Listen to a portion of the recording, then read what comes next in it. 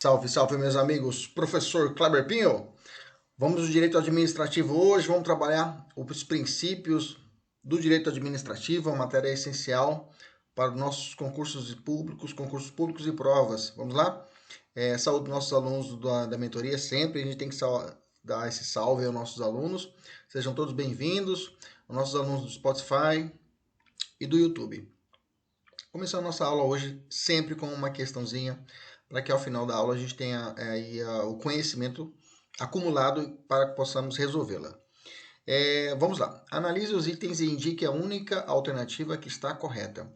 A nomeação de cônjuge, companheiro ou parente em linha reta, colateral ou por afinidade até o segundo grau, inclusive da autoridade nomeante ou do servidor da mesma pessoa jurídica, investido em cargo de direção, chefia ou assessoramento para o exercício de cargo em comissão ou de confiança, ou ainda de função gratificada na administração pública direta e indireta, em qualquer dos poderes da União, dos Estados e do Distrito Federal e dos municípios, compreendido o ajuste mediante designações recíprocas, viola a Constituição Federal.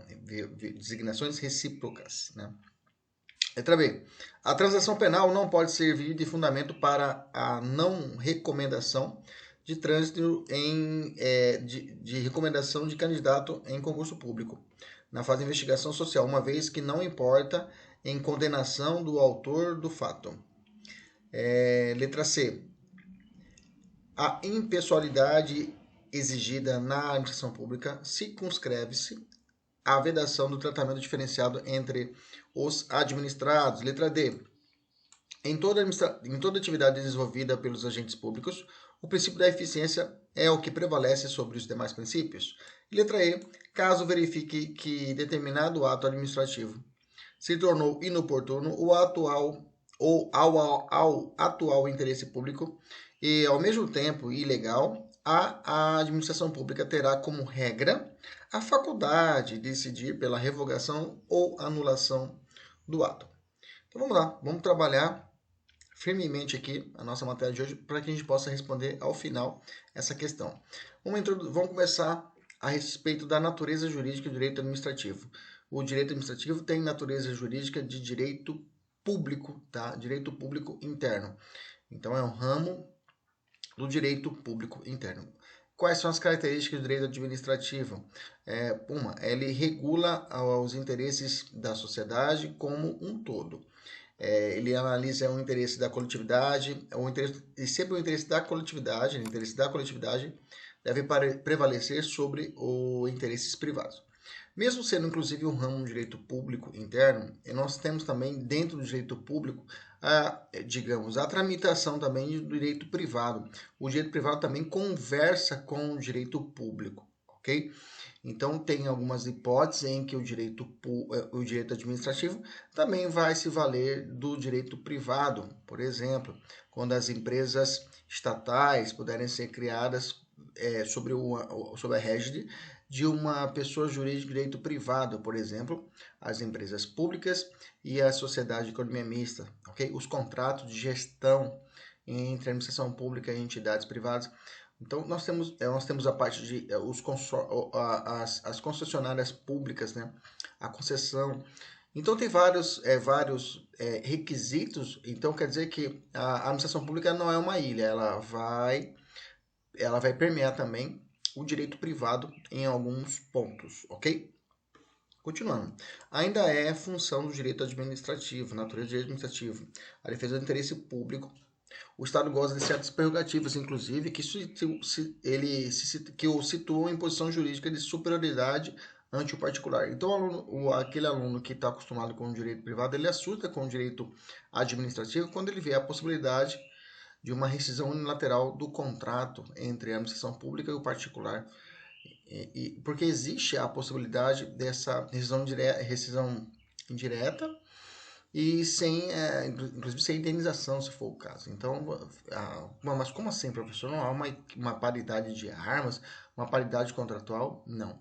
Pela posição de destaque, a administração pública tem essa posição de referência de sobrepor sobre os interesses privados, ok?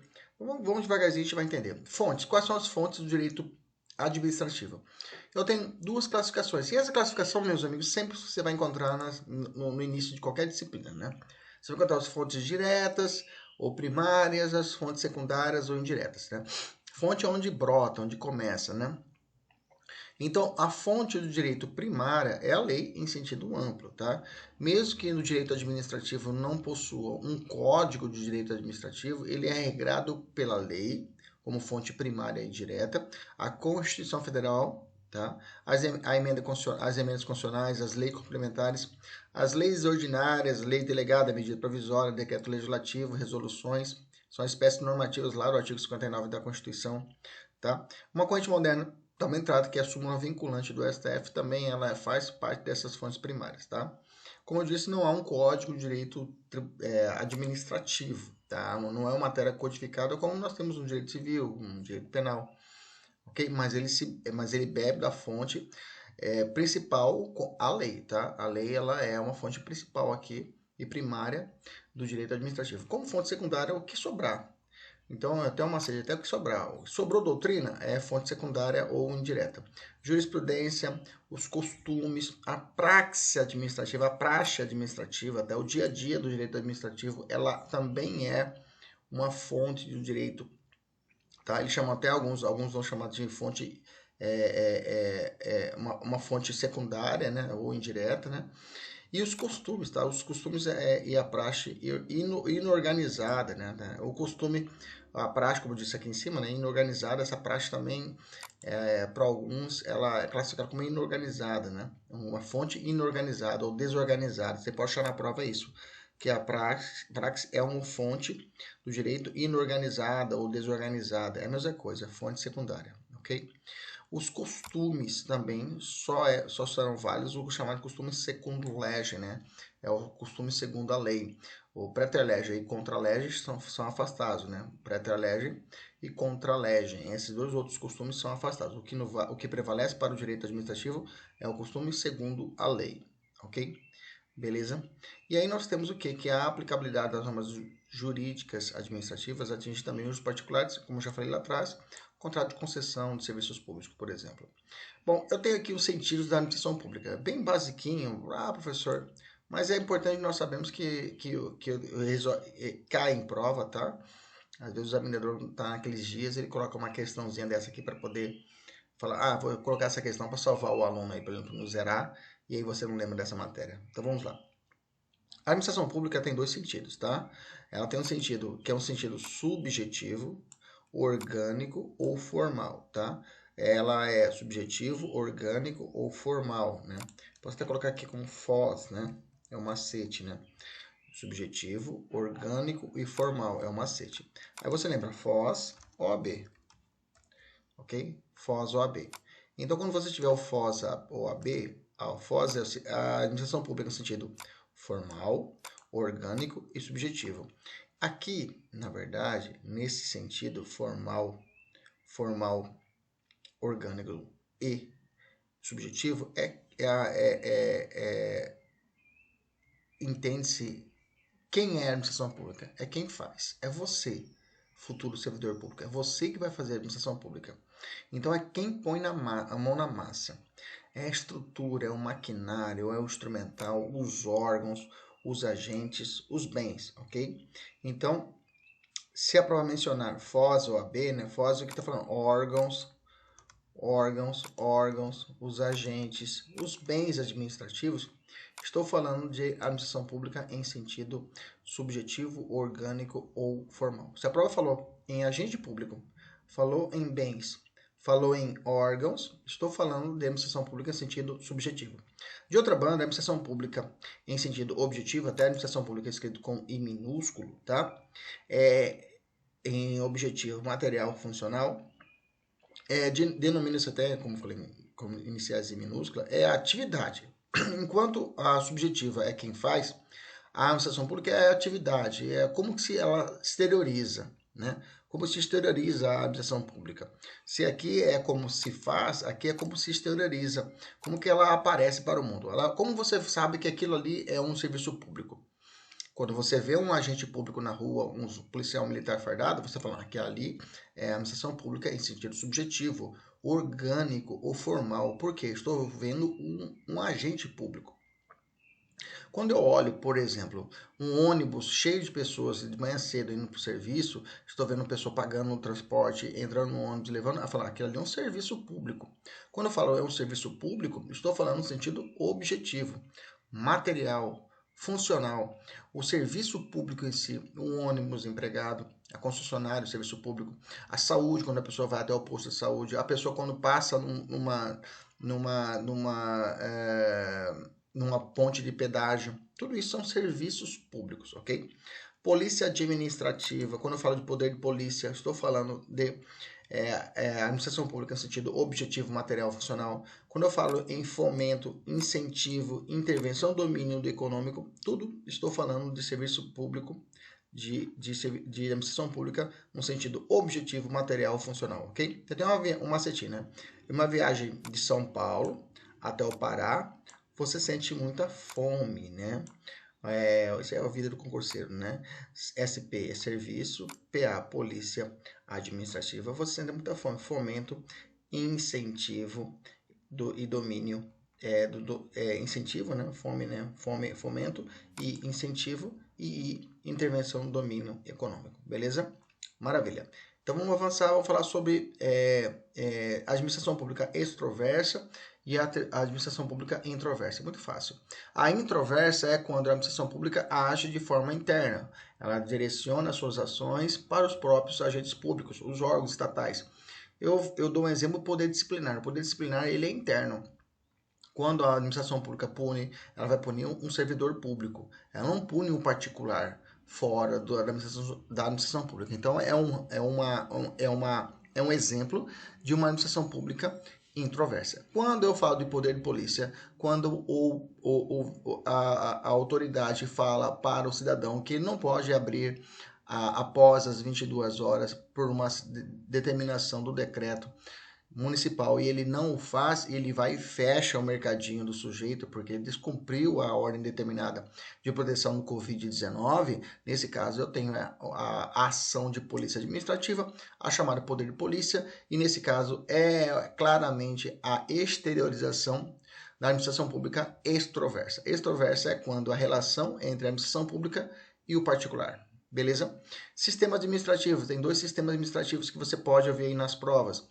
O sistema administrativo, ele pode ser o modelo francês e inglês. Qual é adotado no Brasil, professor? O modelo inglês, tá? Que foi, inclusive, adotado pela nossa Constituição, no artigo 5º, inciso 35. A lei não excluirá a apreciação no Poder Judiciário, lesão, ameaça de direito. O que significa o sistema UNA, né? UNA, não uma, né? UNA ou sistema inglês. Sistema de jurisdição única quer dizer que só existe uma jurisdição, só existe o poder judiciário, ok?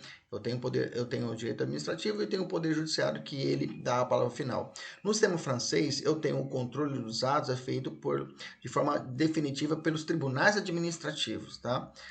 Então, não se recorre ao judiciário. Existe uma instância interna da direito administrativo que ali resolve. Ah, professor, existe aqui no Brasil, por exemplo, um procedimento para justiça desportiva, professor. A justiça esportiva tem os seus graus de hierarquia, tem seus níveis de jurisdição interna. Você tá certo, tá certo. Só que não faria, não diria nem jurisdição, tá?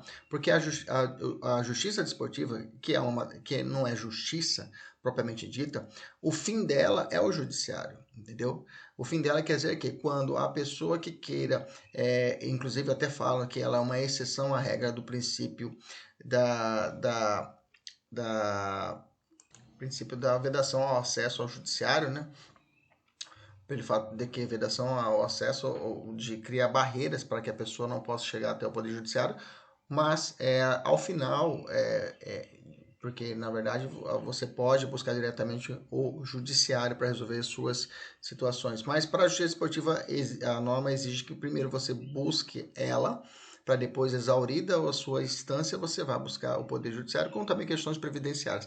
Mas isso não exclui o quê? Não quer dizer que o Brasil adotou um modelo contencioso administrativo, porque a palavra final vai ser do Judiciário. Ok? Beleza? Maravilha. O que a gente fala sobre regime jurídico administrativo? O que seria esse regime jurídico? Tivemos concursos lá, regime jurídico administrativo. O que é isso? Qual o conceito de regime jurídico? Você pode ser indagado sobre isso. Qual o conceito de regime jurídico? Você vai responder: é o conjunto de princípios que atribuem à administração pública, em um extremo, prerrogativas, em outro, sujeições. Repetindo. Qual o conceito de regime jurídico? É o conjunto de princípios que atribuem à administração pública, em um extremo, prerrogativas, e no outro extremo, as sujeições. Quais são os princípios que conferem sustentação ao regime jurídico administrativo? Quais são os princípios que conferem?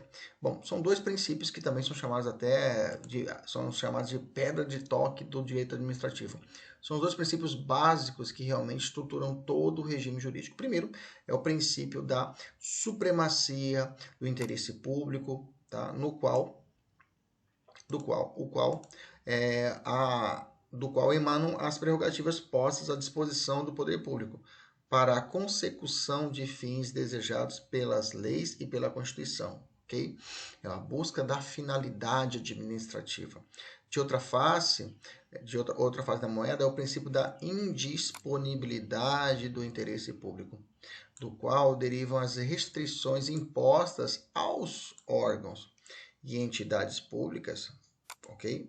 Por exemplo, dever de transparência, dever de prestar contas, dever de probidade, poder e dever de agir, etc. Então, esses são os dois pilares, são as duas vigas mestras do direito administrativo que realmente exterioriza esse regime jurídico administrativo, que, na verdade, como eu disse, é um conjunto de princípios que atribuem à administração pública em um extremo prerrogativas, em outro extremo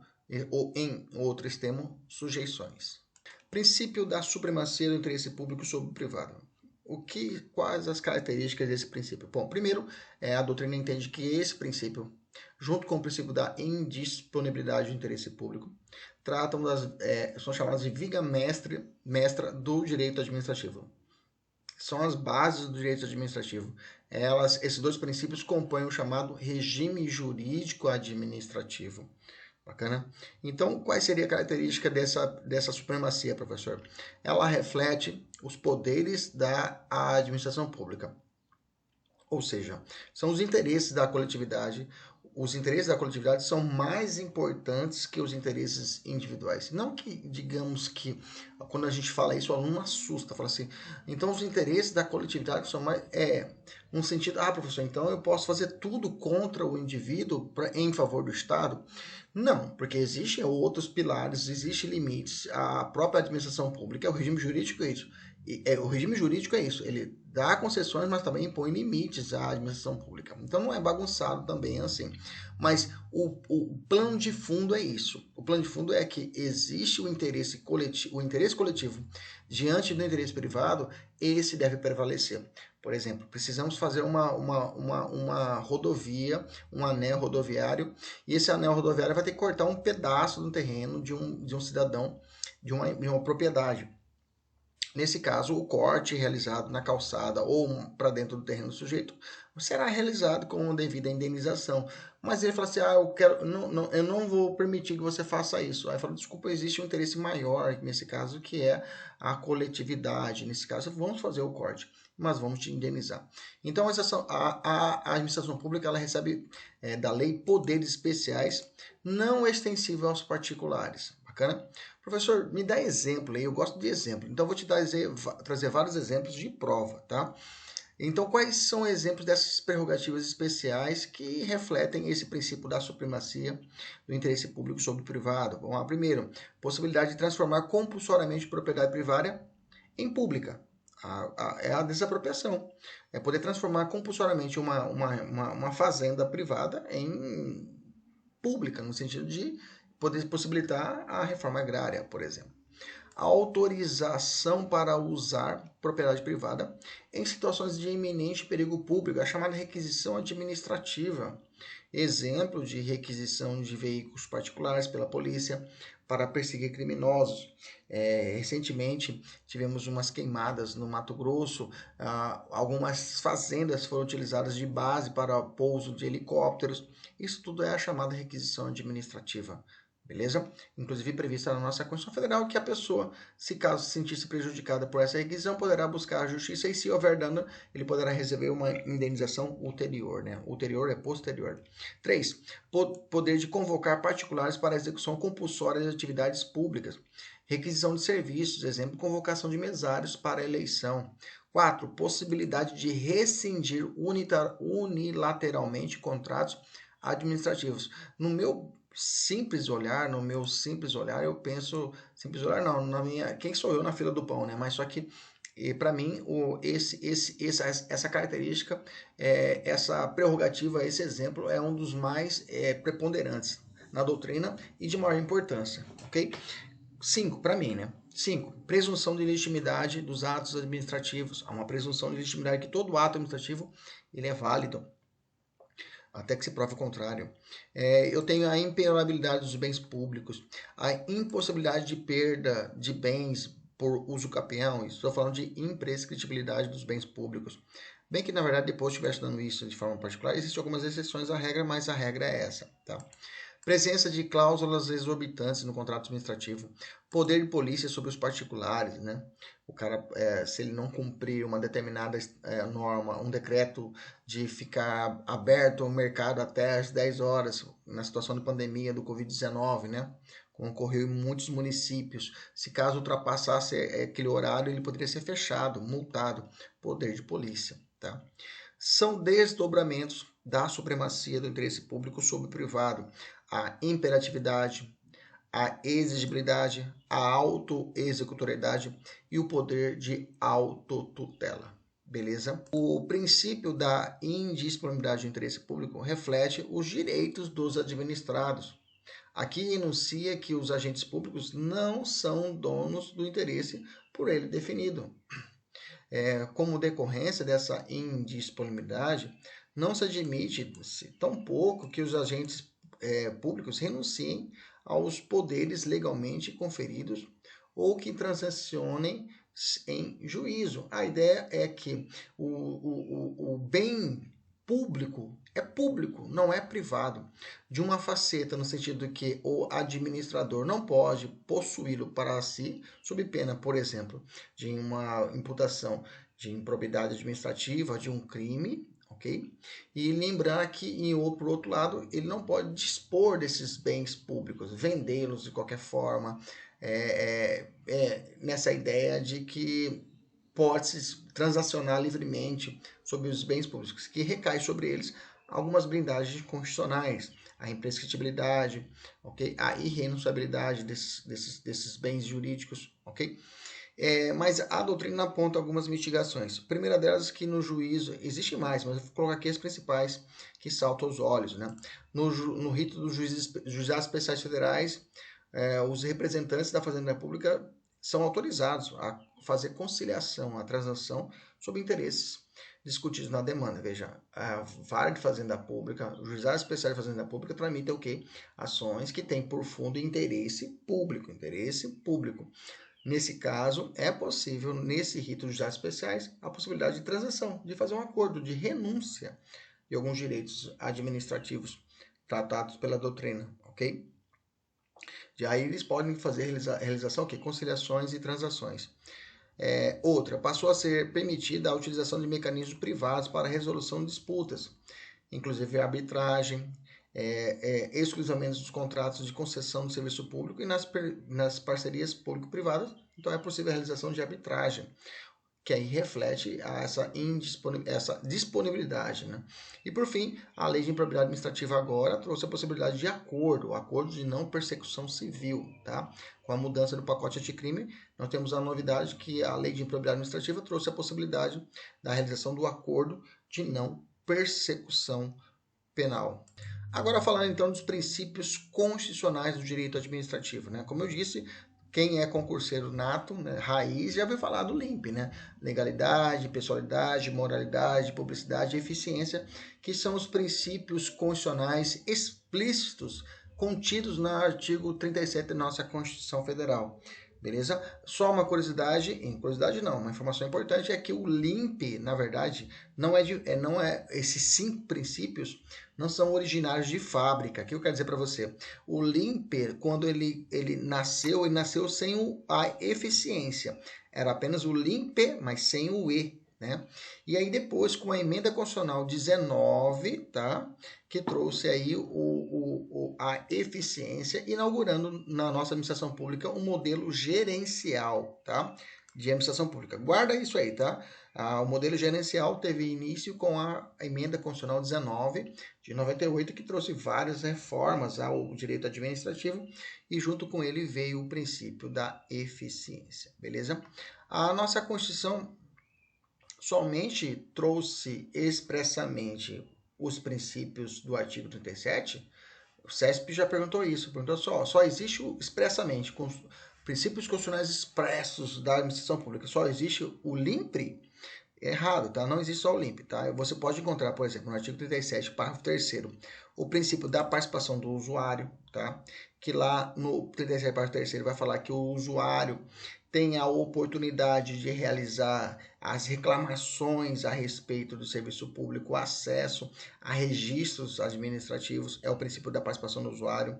Eu tenho o princípio da celeridade processual, que também é aplicado ao direito administrativo, né? Que todos, no âmbito judicial e administrativo, são assegurados a razoável duração do processo. Eu tenho o princípio do devido processo legal, formal e material, né? Que ninguém será privado da liberdade de seus bens sem o devido processo legal. Eu tenho a ampla defesa e o contraditório também, que são inerentes também ao direito administrativo, aos litigantes em processo judicial ou administrativo e aos acusados em geral serão assegurados contraditório e ampla defesa. Bacana? Então, só para a gente ficar atento, se perguntar apenas o LIMP apenas o LIMP está contido, digamos assim, expressamente na nossa Constituição Federal, a resposta é negativa. Bacana? Vamos falar primeiro do princípio da legalidade, né? Seabra Fagundes, que é um grande professor de direito administrativo, trabalha aqui. Ele tem uma frase famosa, que inclusive até já foi cobrada em prova: administrar é aplicar a lei de ofício. Quais são as características da legalidade aqui para o direito administrativo? O princípio da legalidade representa a subordinação da administração pública à vontade popular. Bacana? A vontade popular. Só existe o administrador ali porque ele foi eleito, né? Se ele foi eleito para poder gerir a coisa pública. Bacana? Então, nessa questão, eu tenho que a legalidade representa essa subordinação da administração pública à vontade popular. E a lei, quem produz a lei é o legislativo, que também ele só vai estar ali pelo fato que ele foi eleito por um voto, né, da maioria, né, da maioria da população. Então, por isso que realmente o princípio da legalidade, a lei, representa a subordinação da administração pública à vontade particular. O princípio da legalidade é o mais importante princípio específico do direito administrativo, pois dele derivam vários outros: finalidade, razoabilidade, isonomia, proporcionalidade. Só lembrando que ele é o mais importante, mas ele não prepondera diante dos outros princípios, porque todos os princípios constitucionais, eles ficam dentro do mesmo barco, tá? Nenhum deles supera ou prepondera sobre os demais, tá? Ele é o mais importante princípio, realmente, mas ele não vai preponderar sobre os demais, digamos assim. A opção de legalidade prepondera sobre todos os princípios administrativos. Existem alguns princípios, né, que a legalidade, é claro, é a base para tudo, mas ela não pode preponderar, digamos, se cair numa prova perguntando se pode preponderar sobre os demais princípios, se ela é a mais importante de todos, a opção de legalidade, ela anula todos os outros princípios, não, aí não estaria errada a alternativa. Bacana? Beleza? Porque, na verdade, a legalidade ela pode ser mitigada. Vamos falar agora, por exemplo, estado de sítio. Numa situação de estado de sítio e de estado de defesa, eu posso mitigar a lei. Nós tivemos também, na época do Covid, aí, decretos municipais valendo mais que a lei. Tá entendendo? Então, a legalidade ela também pode ser mitigada. Então, ela não é absoluta, ela não é perfeita. Digamos assim, perfeita que eu falo no sentido de que ela pode ser reduzida. O exercício da função administrativa não pode ser reputada pela vontade da administração ou dos agentes públicos, mas deve obrigatoriamente respeitar a vontade da lei. Beleza. Assim, a administração pública pode praticar as condutas autorizadas, só pode praticar as condutas autorizadas em lei. Mas qual que é a diferença seria da legalidade da pessoa privada, do indivíduo, para a legalidade pública? Isso é muito cobrado em prova, viu, gente? Tá, fiquem atentos. A legalidade para o cidadão, ela se prende ao artigo 5º, inciso 2 da Constituição. Ninguém será obrigado a fazer ou deixar de fazer alguma coisa, senão em virtude de lei. Aqui prevê a autonomia privada, onde o particular pode fazer tudo o que ele quiser, mas desde que isso não proíba. Eu sempre dou exemplo, é o aluno que fala, professor, se eu passar no concurso, eu posso, nessa avenida principal da cidade, eu posso, de joelho, ir até lá a catedral, agradecer a Deus. Eu falei, pode, sem nenhum problema. Aqui em Cuiabá seria Getúlio Vargas, né? Vou na Getúlio Vargas até a Catedral Metropolitana de Cuiabá. Posso fazer isso? Pode. Professor, eu posso fazer. Você pode fazer tudo. Professor, eu posso fazer isso pelado? Pelado não, né? Pelado porque existe uma lei. Então, isso é a ideia do artigo 5º, inciso 2. Você pode fazer tudo, desde que não exista lei que proíba. Já a administração pública, a visão é a contrária. Veja, primeiro você age, né? Depois fala a lei e fala assim, ó, não pode. Daqui para frente você não pode fazer. Você pode fazer tudo que você quiser, mas daqui para frente você não faz. Na administração pública a visão é a contrária. Eu só posso dar o primeiro passo, eu tenho que olhar para trás e perguntar, essa lei, a lei permite que eu faça isso? Sim, aí eu vou, dou o passo. Então a visão é antecipada. Eu só posso fazer o que a lei permite ou determina. Então, para a legalidade da administração pública é mais restrito. Alguns chamam até de reserva legal, para alguns até legalidade estrita, no sentido de que de restrição, beleza? Que para que você possa agir primeiro tem que existir a lei. Ok? Então, cuidado com essa diferença. No direito para o indivíduo, autonomia privada. E aqui para a administração pública, legalidade estrita. A legalidade administrativa pode ser restringida, como eu disse para você, Celso Bandeira Antônio de Mello, né? Que também é um grande professor de direito administrativo, ele fala que a medida provisória é um exemplo de exceção à legalidade pelo fato de que o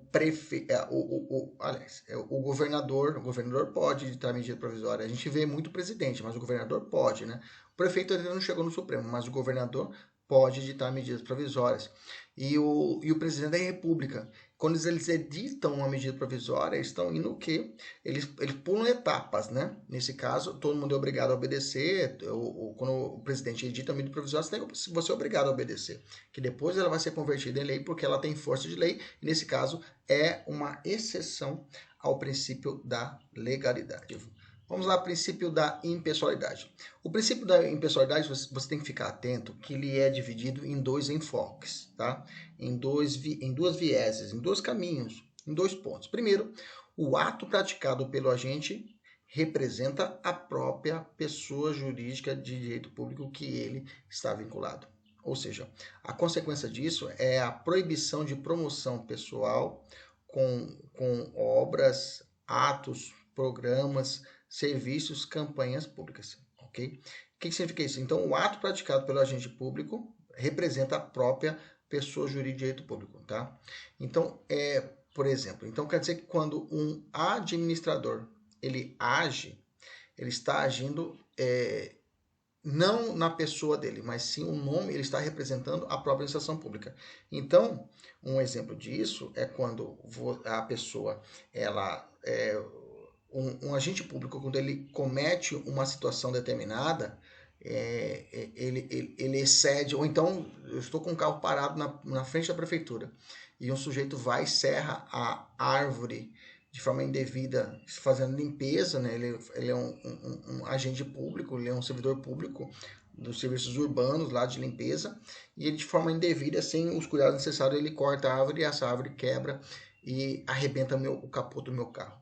Nesse caso, nessa situação, eu vou propor ação não contra o servidor público, eu vou propor ação contra a prefeitura de Cuiabá, ok? Então, esse é o primeiro ponto do princípio da impessoalidade. Os atos praticados pelo agente público representa a própria administração pública, beleza? Consequência disso, por exemplo, outro ponto disso é que o administrador ele não pode se promover pessoalmente com obras e atos, programas, serviços, campanhas públicas e outros mais. Então, esse é um outro reflexo disso, tá? que o administrador não pode o quê? Aproveitar da máquina pública para poder se promover. Eu tenho muito claro isso na Lei Federal 9784/99, que traz o processo, Lei do Processo Administrativo. No seu artigo 2º, parágrafo único, diz o seguinte, inciso 3. Objetividade no atendimento do interesse público vedada a promoção pessoal de agentes ou autoridades. No artigo 5º da Constituição também tem, no artigo 37, parágrafo 1º, também fala a publicidade dos atos, programas, obras, serviços e campanhas dos agentes públicos deverá ter caráter educativo, informativo ou orientação social, dela não podendo constar nomes, símbolos ou imagens que caracterizam a promoção pessoal de autoridades ou servidores públicos. Então tá bom. Então nesse primeiro ponto eu tenho o seguinte, são dois grandes enfoques da impessoalidade. Nesse primeiro enfoque eu tenho aí 2 pontos. Primeiro ponto, o agente público quando ele age em nome da administração pública, e o segundo ponto é que é a vedação. Toda vez que você vê isso na prova, essa vedação da promoção pessoal se prende também à ideia do princípio da impessoalidade. Por outro enfoque, como eu disse, o primeiro enfoque divide em 2 raciocínios. Quando o agente público age em nome da administração pública, e o outro enfoque é que não pode ser realizada a chamada promoção pessoal utilizando a máquina pública, utilizando obras, programas e outros mais. E o outro enfoque é que a administração pública não pode atuar com vistas a prejudicar ou beneficiar pessoas determinadas, sempre o interesse público. O que eu quero dizer para você? A impessoalidade, ela reflete, por exemplo, concurso público. Eu não posso, no concurso público, privilegiar determinadas pessoas, privilegiar determinada classe social. Então, o princípio da impessoalidade também reflete isso, que a administração pública não pode o quê? Prejudicar ou beneficiar determinadas pessoas. Eu vou contratar fulano e tal, que ele é meu filho. Aí vamos ter a função do chamado nepotismo, vamos falar agorinha, ok? Então, repetindo, princípio da pessoalidade, 2 grandes enfoques. Primeiro enfoque, dividido em duas ideias. Primeiro, quando o administrador ele age em nome da administração pública e não em nome pessoal. E ainda nessa ideia, ele não pode fazer promoção pessoal das suas obras, dos seus serviços, ok? Bacana? E de outro lado, o outro enfoque é a administração pública não pode o quê? Atuar com vistas a prejudicar ou beneficiar pessoas determinadas. Vou te dar um macetinho. Para você enxergar a impessoalidade, ela vai repercutir em alguns institutos que são cobrados no concurso. Por exemplo, exigência de licitação é impessoalidade. Se perguntar, a necessidade de realização de licitação pública reflete o princípio da impessoalidade. Necessidade de concurso público, impessoalidade. Vedação ou nepotismo, impessoalidade, mas quando fala de nepotismo, também pode gerar a chamada moralidade administrativa, tá? Pode agir contra a moralidade administrativa. Então, o nepotismo ele tem 2 viés, a impessoalidade e a moralidade também. Que mais? Invocação de impedimento ou suspeição de autoridade responsável pelo processo administrativo. Também eu tenho a impessoalidade. Mais uma, respeito à ordem cronológica de precatórios. Falou precatórios, lembra, impessoalidade. Ok? Então vamos voltar. Falou de precatório, falou concurso público, falou licitação, falou nepotismo, falou impedimento de suspeição de autoridade e responsável pelo processo administrativo, já mata, é impessoalidade. Beleza? Maravilha. Princípio da moralidade administrativa. O princípio da moralidade administrativa está ligado a quais fundamentos morais, professor? Bom, toda vez que você vem falar de moralidade administrativa, você tem que lembrar as seguintes bases, as seguintes ideias. Uma ideia de honestidade, uma ideia de boa conduta, obediência aos princípios éticos, as normas morais, a correção e de atitudes, a boa-fé, ou seja, a probidade administrativa, ok? Ser probo é aquele que age dentro da moralidade. Professor, a moralidade, a moral comum, é sinônimo de moralidade administrativa? É comum também em concurso público essa pergunta. Você vai dizer não, tá? A moralidade comum é, digamos, em uma visão restrita para a nossa aula agora aqui, é a visão do bem e do mal, tá? Já na moralidade administrativa, é orientada para uma distinção prática, né, entre boa e má administração. É diferente, tá? Enquanto a moral comum a gente vai preocupar com o que é o bem e o mal, Aqui na administrativa eu vou analisar o que é bom e o que é má para a administração pública, tá? Para a administração pública, beleza? Professor, tem alguns, cite alguns exemplos aí de dispositivos da Constituição, os quais impõem ao agente público o dever de obediência à moralidade pública. Claro, a ação popular, ela impõe ao administrado, inclusive é um instrumento de combate à moralidade pública, à ação popular, que os atos administrativos devem ser o que regidos dentro da legalidade, sob pena, de moralidade, sob pena o que? Dessa ação popular, beleza? Tem problema de questionar isso junto à justiça, tá? Que aí qualquer cidadão é parte legítima para propor ação popular que vise anular ato lesivo ao patrimônio público ou entidade de que o Estado participe, à moralidade administrativa, ao meio ambiente e outros mais. Artigo 37, caput elege o princípio da moralidade como princípio fundamental, né? O artigo 85.5 da nossa Constituição, que define como crime de responsabilidade os atos do presidente que atentem contra a probidade administrativa. Beleza?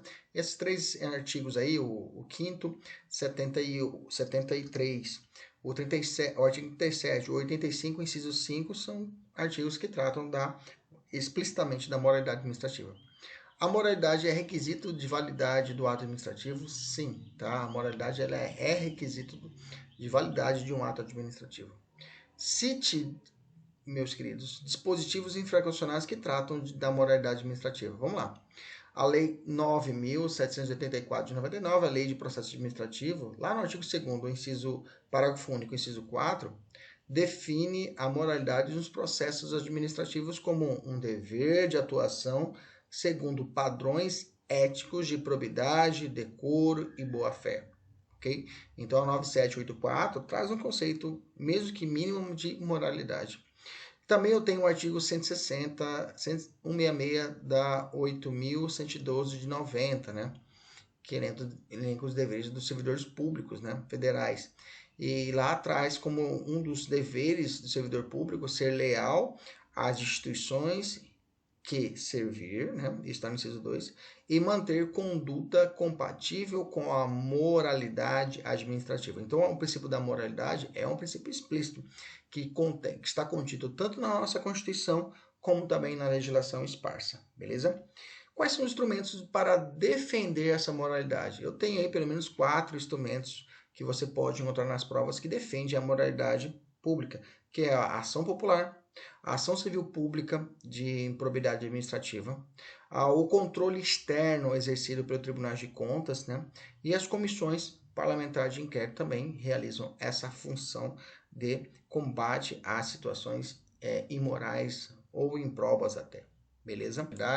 Dentro da moralidade não tem como deixar de fora o nepotismo, né? Nepotismo, que de forma a origem, de forma a etimologia da palavra, né? Vem da raiz, ela é indo-europeia, vem de nepote, que significa neto, e também sobrinho, né? Que inclusive ela surge nos primeiros séculos do cristianismo, quando os papas, né, que não tinham filhos ou não admitiam tê-los, né, concediam os melhores empregos e favores de Estado a seus sobrinhos, que com frequência eram, na realidade, seus filhos ilegítimos, tá? Então tem essa história, né? Principalmente isso lá no início da Idade Média, né? Então temos essa origem da palavra nepotismo. Mas hoje, qual é o sentido atual do nepotismo? Nepotismo significa proteção, apadrinhamento, que é dado pelo superior para um cônjuge, companheiro, parente, seu contratado para o cargo ou designado para a função em virtude desse vínculo. Isso ofende a moralidade. Nossa, como era comum lá nos idos da década de 80, 90, né? A possibilidade da pessoa sabendo que o pai, quando ele era desembargador, ele ia chefiar, digamos assim, um gabinete do pai. Hoje, graças ao meu bom Deus, temos uma evolução dessa questão de amor. Pelo menos, né, digamos assim, há instrumentos de combate a isso, a essa verdadeiro costume negativo, né? Costume contra a legem. Então, temos que a moralidade, o STF definiu o que seria o nepotismo na nossa súmula vinculante 13. Tem até um macete, né? Porque quando você lê a súmula, existe que há um limite lá que pode ser considerado de parentesco, né? O limite é o terceiro grau, tá? Só você lembrar, súmula 13, terceiro grau. Súmula 13, terceiro grau, beleza? Fica aí o macete. Súmula vinculante 13 fala assim, a nomeação de cônjuge, companheiro, ok? Cônjuge, companheiro, então fala, pode ser união estável, beleza? Pode ser do mesmo sexo, tá ok? Fica tranquilo. Homo ou homossexual, mesma coisa. A relação homo ou heteroafetivo dá na mesma, tá? Ou parente em linha reta, colateral, ou por afinidade. Afinidade é sogra, tá? Até o terceiro grau, inclusive da autoridade nomeante. Terceiro grau, a súmula teve um certo equívoco. Quando ela limitou ao terceiro grau, ela liberou a contratação de parente. Parente, aliás, o primo, né? Primo que é parente até quarto grau. Terceiro grau, o irmão é parente de segundo grau. Então, se contratar o irmão não pode, se contratar o tio não pode, o sobrinho também não pode, ok? Então, terceiro grau, inclusive da autoridade nomeante. Beleza? Maravilha. Ainda sobre nepotismo. Tem que ficar atento, repetindo. Então, quais são esses elementos objetivos estabelecidos pelo STF? Ajuste mediante designações recíprocas, né? Que é que quando inexistente relação de parentesco entre a autoridade nomeante e o ocupante do cargo de provimento em comissão ou função comissionada. Relação de parentesco entre a pessoa nomeada e a autoridade nomeante. Relação de parentesco entre a pessoa nomeada e o ocupante do cargo de direção, chefia ou assessoramento, né? A quem estiver subordinada, e relação de parentesco entre as pessoas nomeadas e a autoridade que exercer a ascendência hierárquica ou funcional sobre a autoridade nomeante. Essa primeira ajuste mediante designações recíprocas é o chamado nepotismo cruzado, né? Um agente público, ele fala assim, olha, você recebe meu filho aí, que eu recebo seu filho aqui no meu gabinete. Bacana? Os beneficiários pode ser servidor efetivo, né? Aquela pessoa que é beneficiária do nepotismo. Ele pode ser servidor público efetivo? Sim, porque ele pode ser servidor público efetivo e receber uma função comissionada, ok? Tranquilo? Casuística, vamos algumas questões casuísticas. A redação do enunciado da súmula vinculante 3 pretendeu esgotar todas as possibilidades de configuração do nepotismo da administração pública? Não, tá? Uma vez que em tese constitucional, a tese constitucional nela consagrada, consiste na proposição de que essa irregularidade decorre diretamente do caput do artigo 37, independentemente da edição de lei formal sobre o tema, ok? Então, se perguntar se é necessário lei formal para a realização de da caracterização do nepotismo, a resposta é não, porque ela se prende, independentemente de previsão expressa, ela se prende à própria ideia do princípio do 37. A vedação do nepotismo decorre diretamente dos princípios do 37, como eu disse, né? Não exige lei, entretanto, caso seja disciplinada por lei, sua iniciativa é exclusiva do poder do executivo. Isso é uma pergunta.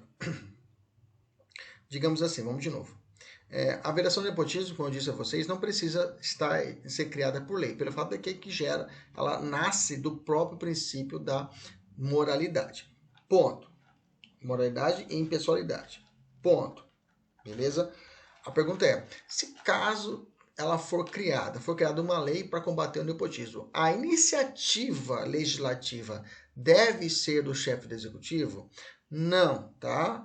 Não, o STF já entendeu que não precisa, não é necessariamente deve ser do chefe nepotismo, porque o nepotismo, ele abrange todas as frentes do direito administrativo, todas as frentes da administração pública. Então não é só exclusiva do Poder Executivo.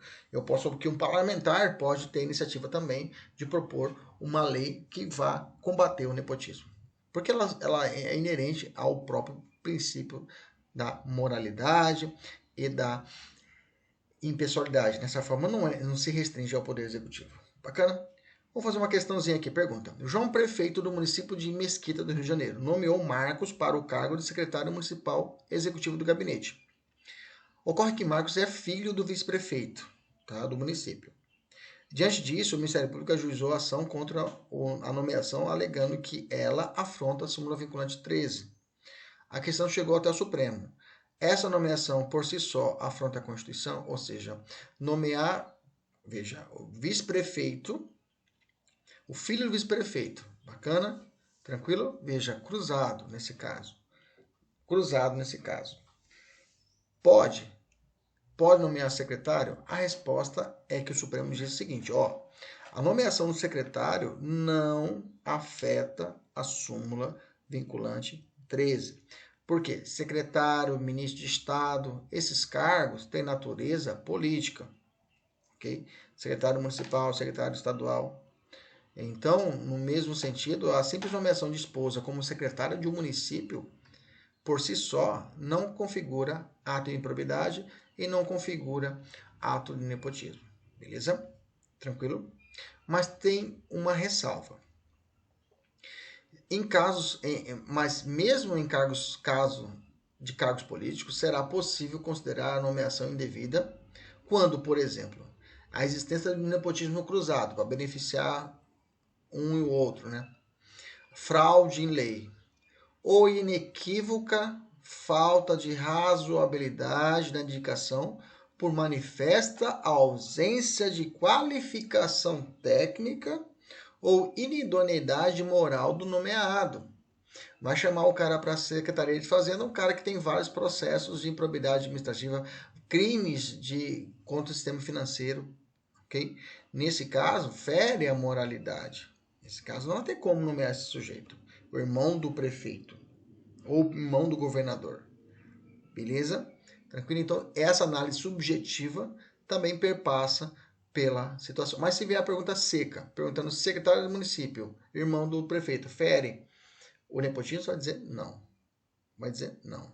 Beleza. Outro ponto importante que é discutido em concurso público é a investigação social em concursos públicos. Falando sobre a moralidade, a pergunta é a respeito da investigação social. A investigação social pode ter caráter eliminatório? Bom, o Supremo tem entendimento que sim. A maioria das leis que rege a carreira prevê que um dos requisitos para qualquer pessoa que tome posse de cargo público, a idoneidade moral é necessária. Né? Sendo provada a falta dessa condição, é juridicamente possível a eliminação do candidato. Outro fundamento que pode ser invocado para justificar essa medida é o princípio da própria constitucionalidade, o princípio constitucional da moralidade. Bacana? Então vamos continuar o raciocínio.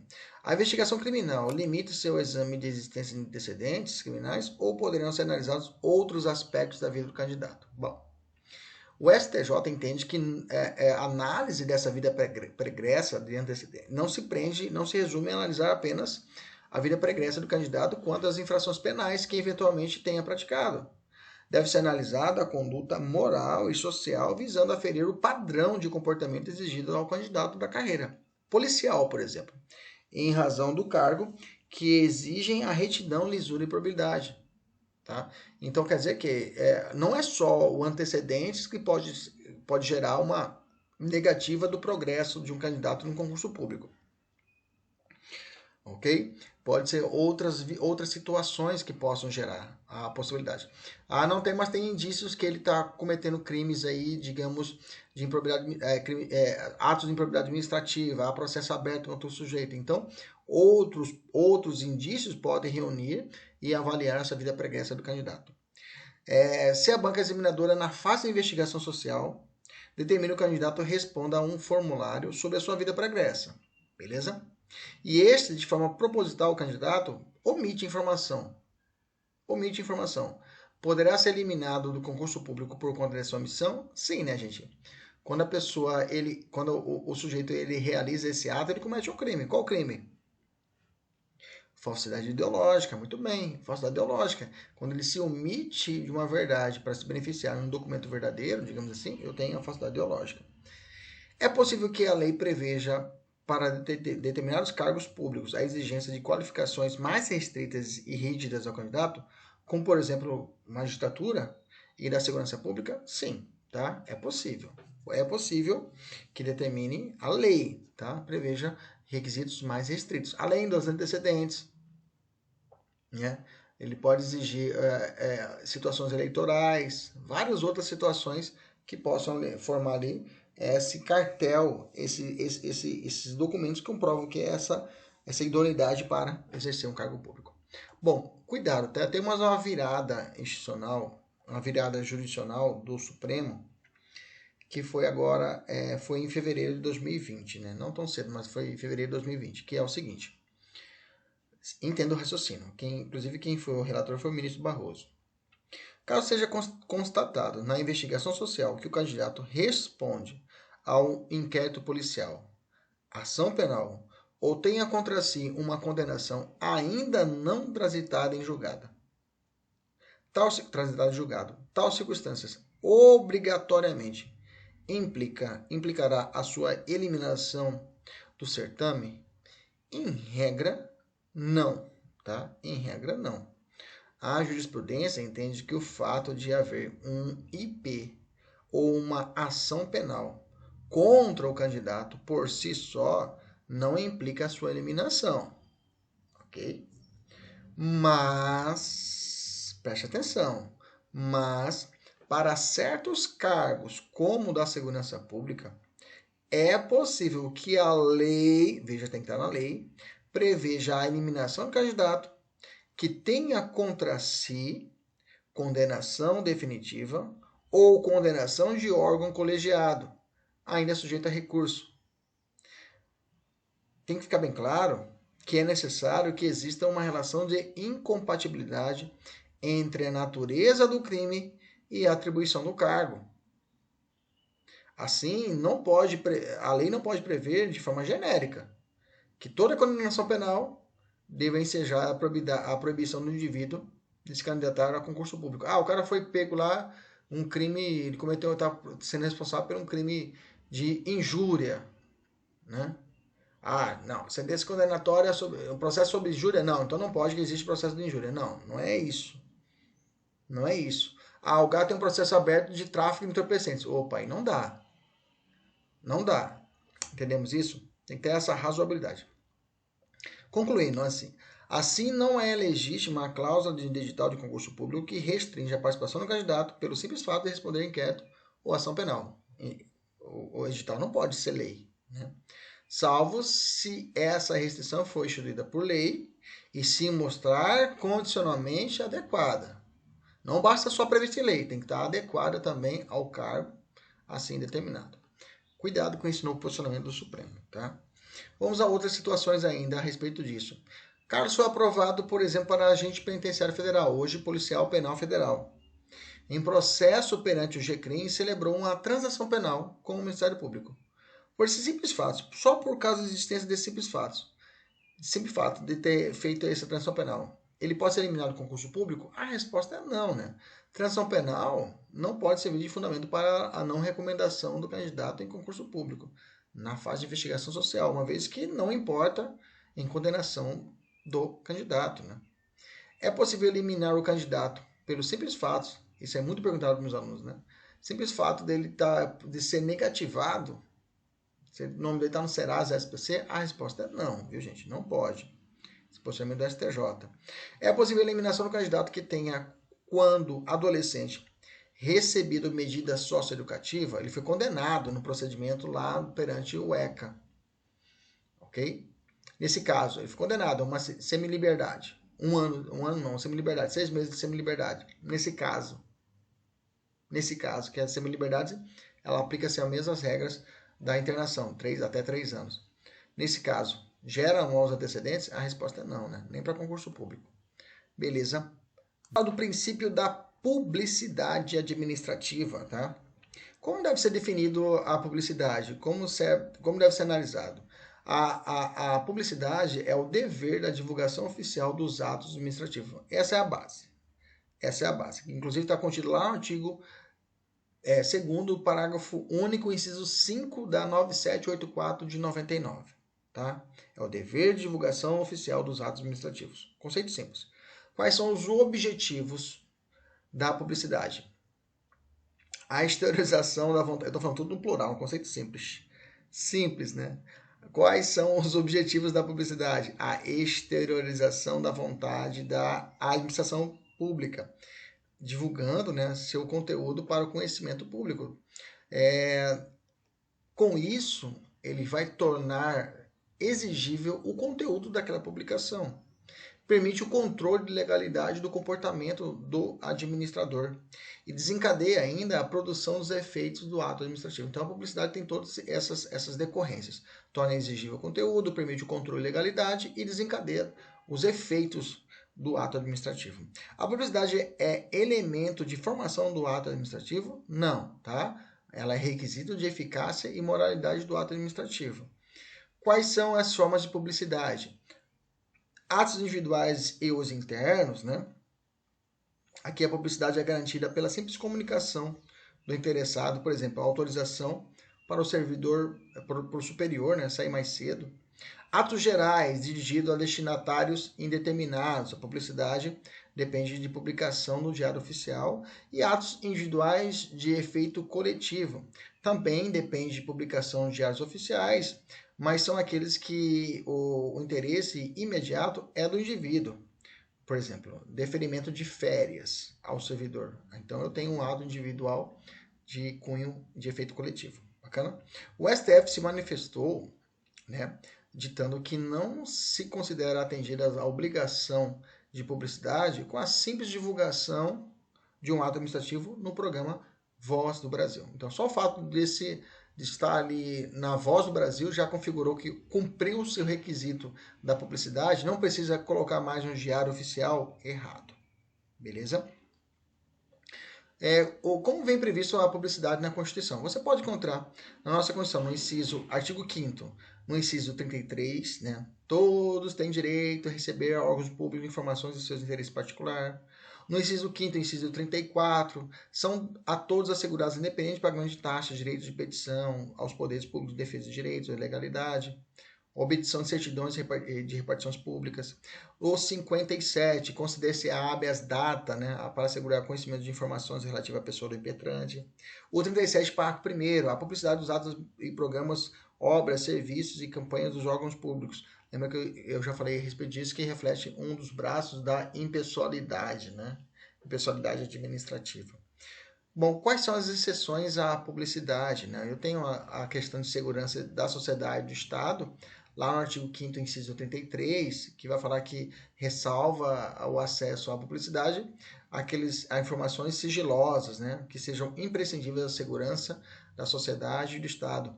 Eu tenho também no artigo 5º, inciso 10, né, quanto à intimidade das pessoas, da vida privada, né, e aí reflete, por exemplo, nos processos criminais que são sigilosos, né. O 93, inciso 4, que trata que todos o inciso 4, não, perdão, 93, inciso 9, que trata que todos os julgamentos dos órgãos do judiciário devem ser públicos e fundamentados, todas as decisões, né? Além disso, os atos administrativos são processos sigilosos. Já falei, artigo 5º, inciso 55, né? Artigo 60, perdão. A lei só pode restringir a publicidade dos atos processuais quando a defesa de intimidade ou o interesse social exigirem. Bacana? Essas seriam aí, digamos, exceções ao princípio da publicidade. Qual a ligação entre o princípio da publicidade e a transparência? Bom, ambos são decorrência da democracia representativa. Isso é importante você anotar, tá? São corolários, ou seja, são princípios protetores da participação política do cidadão em uma democracia representativa. Essa participação somente se fortalece em um ambiente de total visibilidade e possibilidade de exposição crítica das diversas opiniões sobre as políticas públicas adotadas pelos governantes. A publicidade e a transparência são absolutamente necessárias para a fiscalização dos órgãos governamentais. O acesso a informações representa uma garantia instrumental ao pleno exercício do princípio democrático que abrange debater assuntos públicos de forma irrestrita e robusta e aberta, ok? Então, esse seria o link entre o princípio da legalidade, aliás, da publicidade e a transparência. Qual é a legislação que trata do princípio da transparência, que reflete? É a Lei de Acesso à Informação, a Lei 2.527 de 2011, que recebeu, inclusive, um enunciado, né, homenageado no enunciado 15 da Jornada de Direito Administrativo, que foi realizado agora, em agosto, agora não, já tem um tempinho, em agosto de 2020, né? Então, inclusive, tem até o link aqui para os alunos que estão assistindo essa aula, os alunos do nossa mentoria, tem o link para poder, o hiperlink, só clicar, você vai cair direto nos enunciados, são 40 enunciados. O 15 fala assim: a administração pública promoverá a publicidade das arbitragens da qual seja parte, nos termos da lei do acesso à informação. Bom, o acesso à informação, essa lei, pode ser mitigada por medida provisória? Ela pode ser reduzida, o acesso à informação, por medida provisória? A resposta é não, tá? O STF julgou inconstitucional o artigo 6b da Lei 13.979 de 2020, incluída pela medida provisória 928 de 2020, que impunha uma série de restrições ao livre acesso do cidadão às informações contidas nos sites da administração pública, ok? Então, não pode ser mitigado, diminuído via medida provisória. Bom, dois posicionamentos importantes do acesso à informação sigilosas, né, que são contidas, que se prende a uma ideia mais processual penal. Primeira, súmula vinculante 14, né, que diz que é o direito do defensor, no interesse do representado, ter acesso amplo aos elementos de prova que já documentados em procedimento investigatório realizado por órgão com competência de polícia judiciária e digam respeito ao exercício do direito de defesa. E também eu tenho um informativo 600.965 que traz o seguinte: o delatado possui o direito de ter acesso às declarações prestadas pelos colaboradores que o incriminem, desde que já documentados e que não se refiram à diligência em andamento e que possa ser prejudicada. Beleza? O princípio da eficiência, ele nasceu com o 88, com a Constituição de 88? Não. O princípio da eficiência inaugurou o sistema de administração pública gerencial, que é voltada para um controle dos resultados na atuação do Estado, né? A Emenda Constitucional 19 de 98 trouxe o princípio da eficiência, né? E aí fechando o chamado princípio, os princípios expressos da administração pública, que é o LIMP, né? Que nós conhecemos hoje, beleza? Quais são os valores perseguidos pela eficiência? Quais são os valores perseguidos? Quais são as características da eficiência? Quando você bater o olho na prova, você fala, isso aqui é eficiência. Isso aqui é eficiência. Vamos lá? Eu fiz um resumão para você aqui. Aí, quando a prova falar de economia e redução de desperdícios, eficiência. Estou falando voltado à administração pública, ok? Qualidade e rapidez, eficiência. Produtividade e rendimento funcional, eficiência. Melhores resultados e avaliação periódica de desempenho, eficiência. Metas a serem cumpridas, eficiência. Avaliação periódica de desempenho, que é a verificação de eficiência que permitirá a aquisição da estabilidade do servidor, eficiência. Estágio probatório, contrato de gestão de agências executivas, né, a ser celebrado com entidade de órgão público para aplicação de autonomia, fixação de metas de desempenho, eficiência. Duração razoável do processo administrativo, já falei lá em cima. Parcerias público-privadas, ok? Tudo isso reflete o princípio da eficiência. Para os servidores públicos federais, a produtividade, inclusive, é um dos requisitos avaliados durante o estágio probatório. Nós temos que a administração pública, como ela contém uma grande camada protetora de princípios. Então, além dos princípios estampados no LIMP, no 37, eu tenho vários outros princípios que são importantes para nós entendermos o regime jurídico administrativo. Então, a lei, inclusive a Lei 9.784 de 89, ele traz no seu artigo 2º o seguinte: a administração pública obedecerá, dentre outros princípios, a legalidade, finalidade, moralidade, razoabilidade, proporcionalidade, moralidade, motivação, razoabilidade, proporcionalidade, moralidade, ampla defesa, contraditório, segurança jurídica, interesse público e eficiência. E além disso, a gente encontra também nas doutrinas e legislações especiais, né, alguns princípios como a continuidade do serviço público, a especialidade, a autotutela, a tutela e a hierarquia. Então vamos ver todos esses princípios de forma objetiva e direta agora. Vamos lá. Então, o princípio da finalidade. O princípio da finalidade é a base, é a raiz constitucional, né? A base desse princípio é uma raiz constitucional, é encontrada no próprio princípio da legalidade, pois corresponde à direta aplicação da lei, sem desvirtuamentos. Ou melhor dizendo, vamos lá. O que seria a finalidade? Finalidade é requisito vinculado, sendo o objetivo de interesse público pretendido com a prática do ato. Qual é o interesse público pretendido? É a finalidade. É um requisito que está atrelado a qualquer ato administrativo. Sempre que o ato for praticado visando a defesa de interesse alheio ao interesse público, ele será nulo por desvio de finalidade.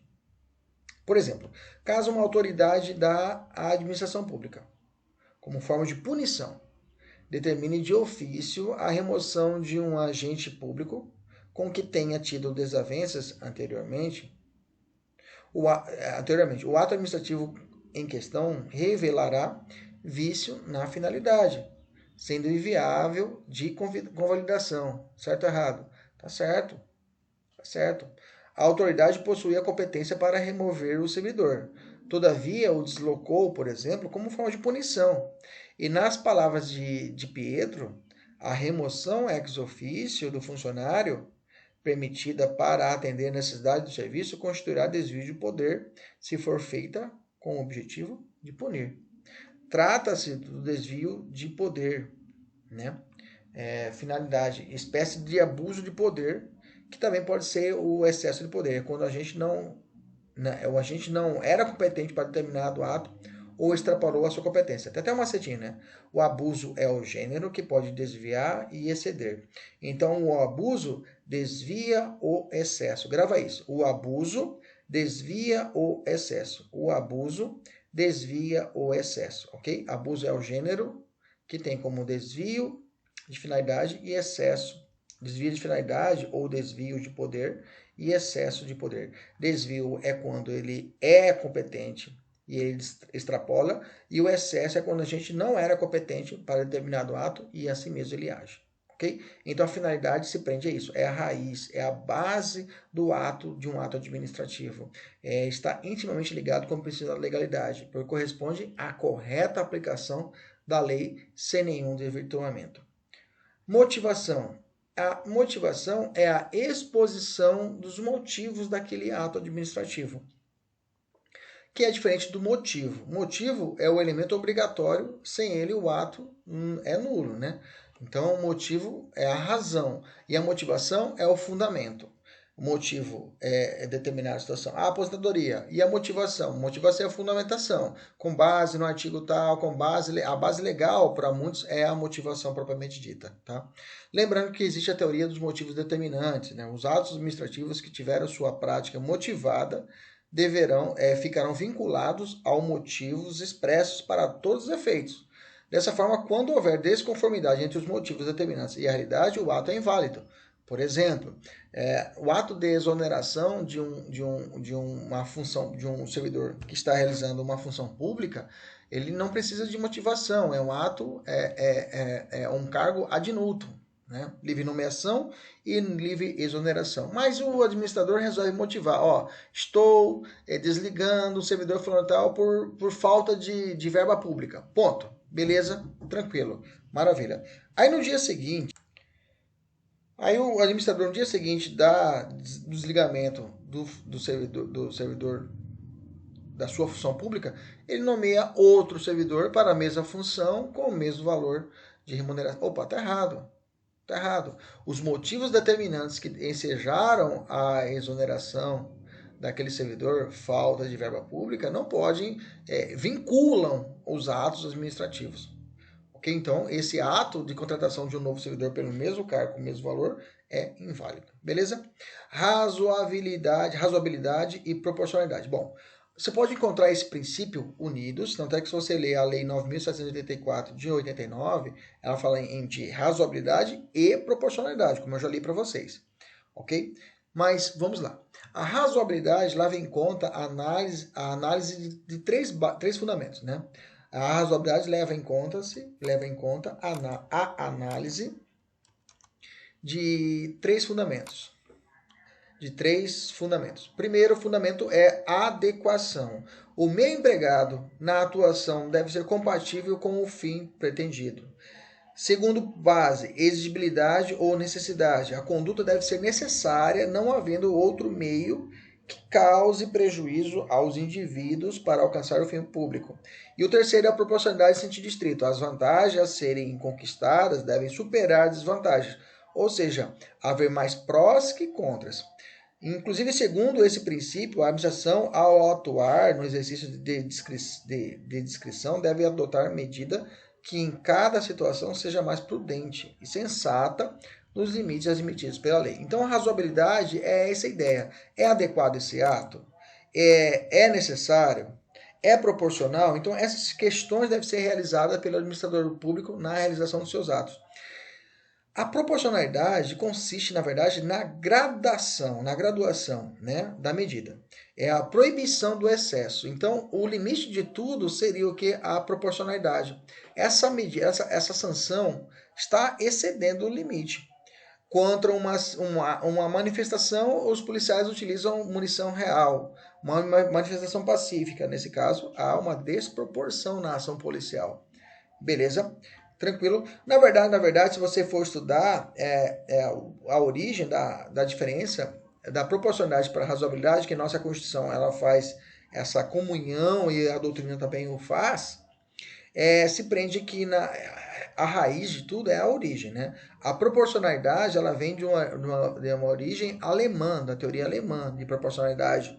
Já o direito à razoabilidade, o princípio da razoabilidade, surge com o direito anglo-saxão, beleza?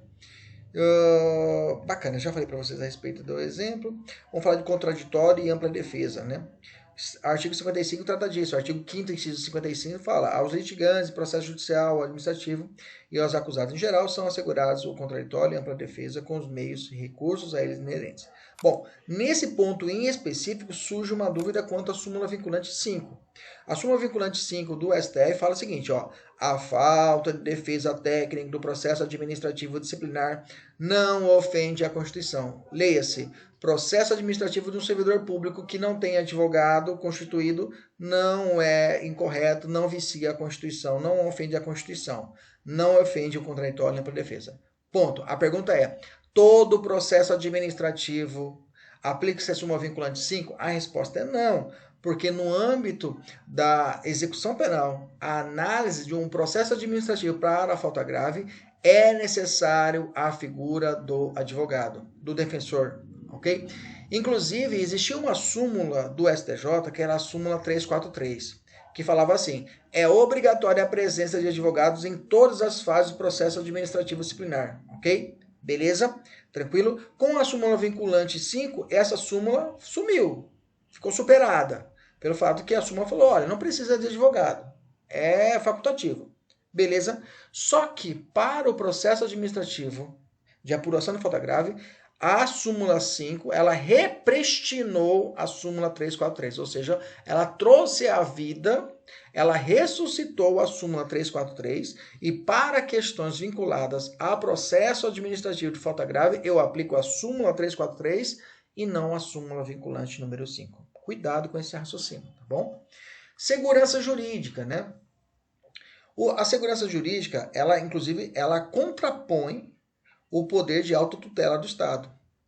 Realmente, a segurança jurídica, ela contrapõe o poder de autotutela do Estado. Autotutela do Estado, vamos falar agora, é a possibilidade dele anular os atos ilegais e revogar os inconvenientes e inoportunos. Bacana? A segurança jurídica é um bloqueio para isso. Fala, calma aí, não anule esse ato por inconveniência, pelo fato de que existe alguém que pode sofrer alguma consequência com isso. A segurança jurídica, por força desse princípio, as orientações firmadas pela administração pública não podem ser sem prévia publicidade, ser modificada em casos concretos para agravar a situação dos administrados ou negar-lhes o direito. Tá? A segurança jurídica tem que existir essa prévia publicidade desses atos que vão afetar terceiros. Então, se vai anular um ato, é necessário que todos saibam a respeito disso, se for afetar terceiros. É como se fosse um recall, quando há um problema no motor de um carro, no recall, lembra do recall? Né? A concessionária, a fabricante avisa, ó, está tendo um problema nesses carros, tá? Pelo princípio da segurança jurídica, é necessário que o administrado saiba aqueles atos que estão sendo revogados ou anulados, que irão causar prejuízo a terceiros, aos administrados. Por isso a publicidade é muito importante também nesse princípio. Princípio da continuidade do serviço público. A Lei 8.987 de 95, ela trata o artigo 6º, né, que vai tratar a respeito disso, vai falar sobre o princípio da continuidade. Por esse princípio, o serviço público não admite interrupções, né? Tem exceções à regra? Tem, né? Não é absoluto, né? É em caso de necessidade de reparos nas linhas férreas, em caso de reparo no metrô, estou dizendo, em caso de reparo dos ônibus, né? Então, o serviço público pode ser descontínuo em determinadas situações. A continuidade tem várias ramificações quanto eu posso realizar o corte de energia elétrica do cidadão, né? Essas questões a gente vai analisar de forma isolada lá. Pode procurar no nosso próprio YouTube aqui, nós temos uma aula específica sobre os serviços públicos e aí a gente desce em profundidade nesse assunto. Beleza? Vamos continuar. O princípio da autotutela. A autotutela, como eu disse já anteriormente, é a possibilidade da administração pública ela cortar na carne. Grava isso. A autotutela é cortar na carne. É o poder de controlar os seus próprios atos. E aí temos duas súmulas e o artigo 53 da Lei 9784 de 99 que trouxe esse princípio, tá? Já falo para vocês de forma antecipada. Cuidado, que na súmula 473 ela fala no poder. Já no artigo 53, ela faz em dever de anular, beleza? Na 473, fala em a administração pública pode anular seus próprios atos quando eivados de vícios que os tornam ilegais, porque deles não se originam direitos, ou revogá-los por motivo de conveniência ou oportunidade, respeitados os direitos adquiridos e ressalvada, em todos os casos, a apreciação judicial. Então, tudo vai parar no judiciário, essa é a regra. Beleza? A administração pública pode declarar nulidade de seus próprios atos. É a súmula 346. Deixa eu falar do artigo 53. A administração pública deve anular seus próprios atos quando derivados de vício de legalidade e pode revogá-los por motivo de conveniência ou oportunidade, respeitados os direitos adquiridos. Cuidado, então, nesse deve anular do 53 e o pode anular do 473 da súmula, tá? Como o 53 é a norma, aplica-se a lei em detrimento da súmula, ok? Beleza? Pergunta, ao Estado é facultado a revogação de atos que reputem ilegalmente praticados, ok? Isso é a regra, tá? Ele tem que revogar. Mas se de tais atos já tiverem ocorrido efeitos concretos, seu desfazimento deve ser precedido de regular processo administrativo? A resposta é sim. Toma cuidado, tá? Eu posso revogar? Pode, mas já teve efeitos concretos, já gerou efeitos concretos dessa decisão. Nesse caso, vai ter que ser necessário abrir um procedimento administrativo, ok? Para que as pessoas saibam que existiu essa revogação, para que elas possam se defender a respeito disso, tá? Inclusive, isso está no entendimento do Supremo, de 2012, e agora, né, no enunciado 20, da primeira jornada de direito administrativo do Conselho da Justiça Federal e do Superior Tribunal de Justiça, de 3 a 7 de agosto de 2020, traz o seguinte tema: o exercício da autotutela administrativa para o desfazimento do ato administrativo que produza efeitos concretos favoráveis aos seus destinatários está condicionado à prévia intimação e oportunidade de contraditório aos beneficiários do ato. Beleza? Tranquilo? Então, se eu tive um ato administrativo que teve efeitos concretos e favoráveis aos seus destinatários, para que exista a revogação, deve-se dada o que? Essa prévia intimação e oportunidade de contraditório. Beleza? Professor, mas qual seria um exemplo desses efeitos concretos, professor? Por exemplo, um plano de urbanização. No plano de urbanização, se for determinado um limite X de construção de imóveis. Você pode construir até determinada altura, digamos assim. Depois vem uma lei e fala assim, não é mais permitido, não é permitido mais a criação, não, altura não tem como, né? Mas digamos, loteamento. Você fez o loteamento e determinou determinadas medidas a respeito da urbanização em determinados centros urbanos. Só pode ter essa limitação, né? Pelo plano diretor. E aí a pessoa foi, construiu, montou, beleza, e depois ele falou assim, não pode mais agora construir, você vai ter que sair daí. Estamos revogando esse ato aí que antes era feito dessa forma, mas a gente achou inconveniente que não pode mais construir nessa área. Agora só tem que tirar toda a sua construção. Teve efeitos concretos. Nesse caso, vai ter que ser aberto ao cidadão a possibilidade de se defender a respeito disso.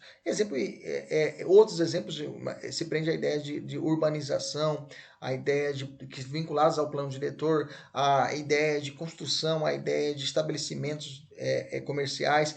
Foi estabelecido que pode colocar carrinhos de cachorro-quente em determinada em calçadas, em determinadas vias. Aí depois foi retirada essa autorização, mas teve efeitos concretos, nesse caso, causou prejuízo, então tem que ser aberto às pessoas a possibilidade de ampla defesa. Então essa seria a ideia desses efeitos concretos.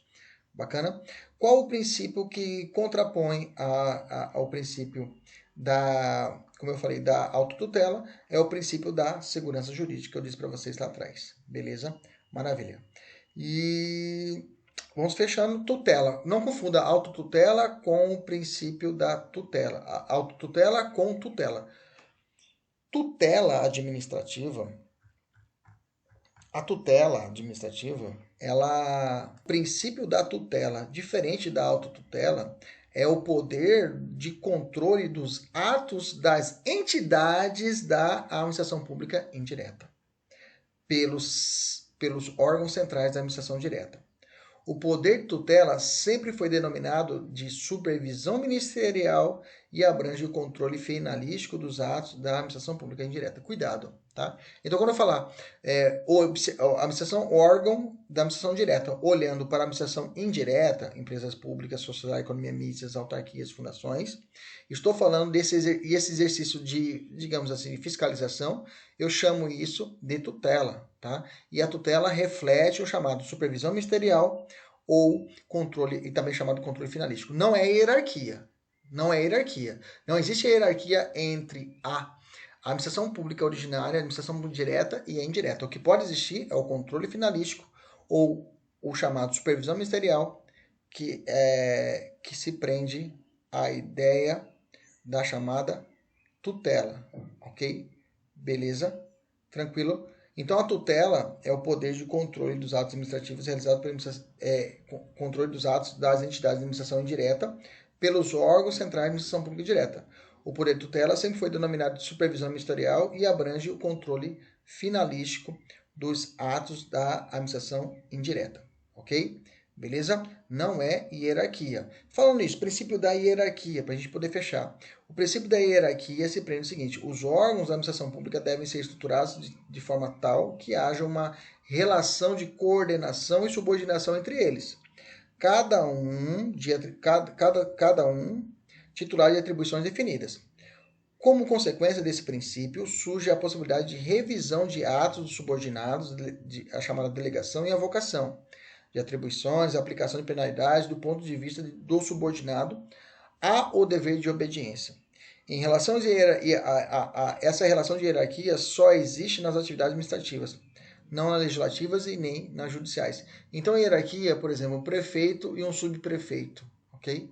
Está dentro da administração pública direta, e aí existe, o subprefeito tem obediência ao prefeito. Isso é relação de hierarquia. Não estou falando supervisão ministerial e nem muito menos o chamado controle finalístico, que se prende à ideia de tutela, que é a administração pública direta com a indireta. Beleza? Maravilha. E aí nós podemos voltar agora para a questão inicial e respondê-la, né? A questão inicial perguntou assim: a análise dos itens indica a única correta. Vamos lá. A nomeação de cônjuge, companheiro ou parente em linha reta, ou afinidade até o segundo grau, não. Lembra, súmula vinculante 13, terceiro grau. Está errada a letra A. Letra B está correta. A transação penal não pode servir de fundamento para não recomendação de candidato em concurso público na fase de investigação social, uma vez que não importa em condenação do autor do fato. Perfeito. Letra C. Ocorre, né? Ocorre. Deixa eu apagar esse aqui de baixo, que está repetido. Opa. Peraí. Na verdade, é a de baixo. Peraí, deixa eu apagar aqui, que eu acabei duplicando. Beleza, essa aqui de baixo. A letra C. A impessoalidade exigida na administração pública circunscreve-se. Quando falar a palavra circunscreve-se, gente, limita-se, né? Limita-se à vedação tratamento diferenciado entre os administrados? Não, né? Lembra-se, a ideia que os atos cometidos por um servidor público não refletem diretamente as ações da administração pública. Então, eu não posso entrar com ação, por exemplo, contra o servidor público isoladamente E, além disso, o administrador público não pode se promover pessoalmente através dos atos, através das obras públicas, beleza? Então, existe outra ramificação, e não só essa proibição de distinção entre administrados. Bacana? Ficou limitada a questão, alternativa incorreta, letra C. Letra D. Em toda a atividade desenvolvida pelos agentes públicos, o princípio da eficiência é o que prevalece sobre os demais princípios? Não, lembra que eu disse para vocês, não existe essa prevalência dos princípios, ok? Letra E, caso verifique-se que determinado administrativo se tornou inoportuno, ao atual interesse público e ao mesmo tempo ilegal, ou seja, ele é inoportuno e é ilegal. A administração pública terá como regra a faculdade de decidir pela revogação ou anulação? Não, tem que anular. Beleza? Tá errada a alternativa. A alternativa correta, letra B. É isso aí. Os alunos da mentoria agora têm um simulado da meta. Fico no aguardo das respostas. Um abraço, até a próxima. Tchau, tchau.